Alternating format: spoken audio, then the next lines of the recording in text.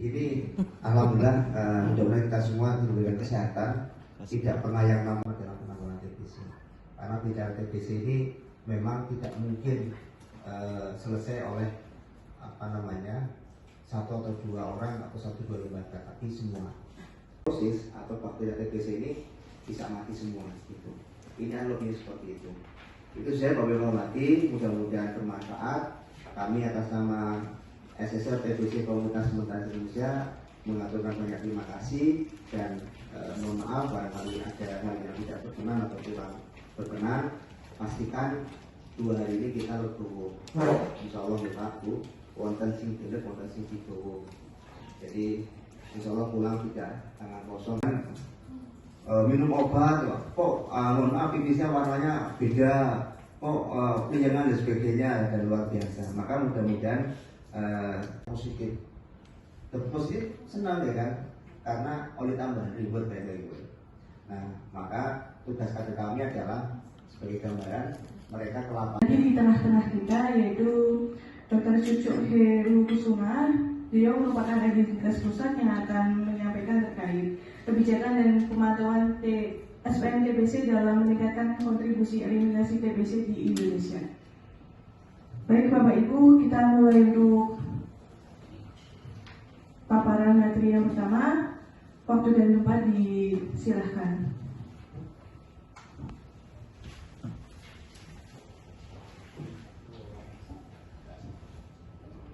Di kiat pada hari ini memang kita bergerak di kesehatan, tentunya dalam rangka penanggulangan dan pencegahan tuberkulosis. Nah, perlu kita ketahui TBC ini memang masih ada dan masih menjadi musuh kita bersama. Tapi bagaimana kemudian peran kita? Kami dari SSR Komunitas TBC Mentari Sehat bergerak melalui kader kami yang tersebar di 18 kecamatan atau di 29 puskesmas yang ada di Kota Tegal. Nah, adapun untuk kader kami sejumlah sekitar 55 orang, dan di situ mereka bergerak untuk melakukan gerakan pencegahan dan penanggulangan TBC melalui kegiatan investigasi kontak, yakni mengunjungi rumah yang ternotifikasi TBC dan sekitar rumah pasien dengan cara-cara yang sudah kami latih. Kemudian juga adanya penemuan kasus baru di mana ketika ada ciri-ciri TBC di masyarakat itu kemudian diarahkan atau dirujuk ke puskesmas ataupun ke vaskes yang ada di Kota Tegal. Selanjutnya nanti didiagnosis, dan kalau ternyata ternotifikasi atau ternyata positif TBC, maka dia akan kita bantu dengan pendampingan minum obat selama 6 bulan. Nah, perlu kami ketahui atau kita ketahui bersama, peran mereka sangat strategis dan vital. Maka pada kesempatan berbagai ini dengan kegiatan yang kami laksanakan ini, harapannya adalah mendapatkan dukungan dari semua unsur ataupun stakeholder yang ada di Kota Tegal. Tidak hanya dinas kesehatan, tapi juga dinas-dinas terkait, termasuk juga di dalamnya adalah unsur-unsur rumah sakit maupun stakeholder yang lainnya. Nah, kemudian yang perlu kami sampaikan adalah peran kita dari unsur masyarakat itu saya kira sudah cukup maksimal. Kenapa? Karena tanpa masyarakat saya kira program apapun akan berjalan maksimal. Tanpa masyarakat maka sebaik apapun program maka tentunya akan lebih comfortable dan nantinya bisa saling sinergi. Maka harapan kami adalah perlu dukungan dari semua pihak, tidak hanya sekedar sebuah kata-kata tapi juga aksi nyata. Tidak hanya kemudian wacana tapi juga sebuah rencana tindak lanjut, dan juga tentunya kemanfaatan ataupun kawan Tegal Sehat itu akan kita rasakan bersama. Karena ingat, TBC ini tidak hanya kemudian selesai orangnya dan selesai penyakitnya, tapi TBC ini bisa menularkan ke siapapun, bahkan Bapak Ibu semuanya. Karena TBC ini adalah salah satu penyakit menular yang disebabkan oleh droplet ataupun lewat udara, begitu. TBC di Kabupaten Tegal. Teman sekalian, memang untuk situasi TBC saat ini di Kabupaten Tegal itu tahun 2023 per Agustus kemarin sudah ditemukan 2.731 kasus. Ya. Jadi terus ranking berapa tadi Pak? Jadi gini, sebetulnya penemuan kasus di Jawa Tengah kita termasuk yang tertinggi kedua. Ya. Artinya berarti memang ada dampak pekerjaan dari teman-teman kader. Sehingga kasusnya semakin lama, semakin banyak temuan kasus itu malah semakin bagus menurut epidemiologi. Iya. Ya. Kalau ininya Pak, trennya gimana Pak? Meningkat atau stagnan atau turun? Jadi sesuai dengan estimasi itu adalah milik pemerintah, Kementerian Kesehatan pusat. Itu kita estimasinya turun di tahun 2003. Akan tetapi kenyataannya memang kita itu per Agustus sudah ditemukan sejumlah 2.731. Padahal estimasi di tahun 2023 itu 2.430. Artinya apa? Estimasinya itu kita menemukannya lebih tinggi daripada estimasi yang diberikan oleh Kementerian Kesehatan. Iya. Salah satu indikatornya yang pertama adalah penemuan kasus baru, yang kedua adalah bagaimana kita mengobatinya, yang ketiga bagaimana drop out-nya kan gitu, kesembuhannya. Itu salah satu indikator kesuksesan dalam pengobatan TB. Penemuan tadi sudah bagus, Kabupaten Tegal ya. Kemudian pengobatannya kita juga sudah bagus, sudah 112% dari estimasi yang diberikan oleh Kementerian Kesehatan. Berarti nggak ada angka drop out-nya? Ada drop out-nya belum muncul ya Pak ya? Keberhasilan pengobatan. Kayak di sini ya. Ada untuk angka Ke bawah sini. Ya, 88%. ada 88%. Yang tahun 18%. 88%. Oh, 88%. Artinya ada 12% yang memang belum berhasil diobati.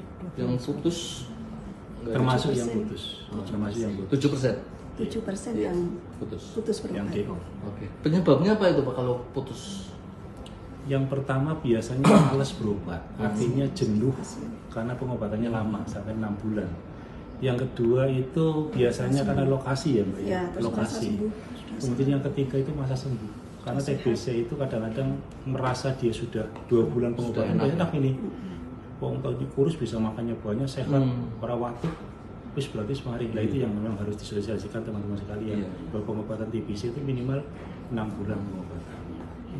Sebenarnya untuk penanggulangan TBC ini sudah termuat di dalam Perda nomor 8 tahun 2020 pada saat itu, kemudian sudah mengalami juga perubahan di tahun 2022 bahwa di situ jelas-jelas menyebutkan ada penanggulangan tentang tuberkulosis ya. Bahwa intinya kalau misalkan sumber mata anggaran, kalau misalkan itu kewenangannya menjadi yang fokusnya adalah di dinas kesehatan, itu juga sebenarnya bisa dianggarkan. Tinggal nanti support dari pemerintah daerah itu fokusnya lagi kemana. Kalau kemarin kan benar-benar fokus setelah adanya COVID, juga kemudian muncul lagi stunting. Nah, syukur ini kalau misalkan ada pegiat seperti ini bisa fokus lagi ke masalah TBC. Karena TBC ini juga salah satu penyakit yang menurut saya justru penanganannya harus lebih intensif dibanding dengan kemarin COVID ketika bla 14 hari selesai rampung. Akan tetapi secara penanggulangannya misalkan harus 6 bulan. Ini kan konon katanya kalau 6 bulan itu juga prei 1 hari ya. Ini harus awal dari awal. Ini kan sangat berat sekali. Apalagi tadi saya tanyakan pada salah satu dokter yang mengikuti bahwa penularannya ini juga sangat riskan sekali, bahkan sampai ke bersin yang komunitas bareng-bareng ini kan sangat-sangat membahayakan sekali.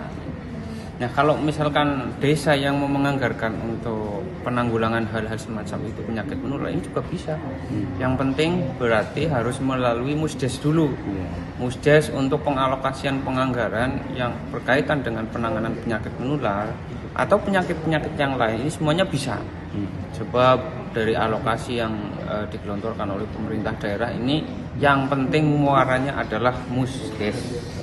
Nah, bagaimana Musdes itu dilakukan ya tinggal nanti usulan-usulan dari warga barangkali. Akan tetapi kalau misalkan ada warga